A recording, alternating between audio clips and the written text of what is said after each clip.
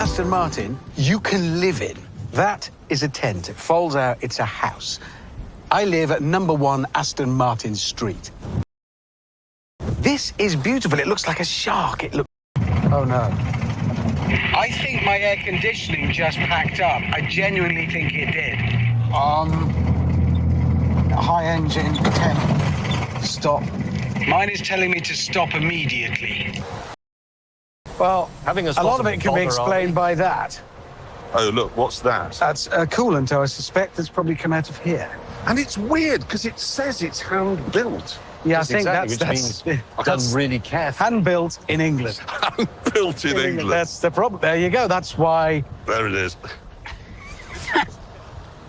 Well, you can't just sit there. You're going to have to get... well, I'm going to have to let it cool. That's all I can do. I can't touch anything. Yeah, but you've got to mend it. Why otherwise can't when you set touch off, it? it'll... Because it's hot. This fluid that I thought was coolant from the engine that had boiled over and come out isn't engine coolant. It's actually power steering fluid. It's come out of there.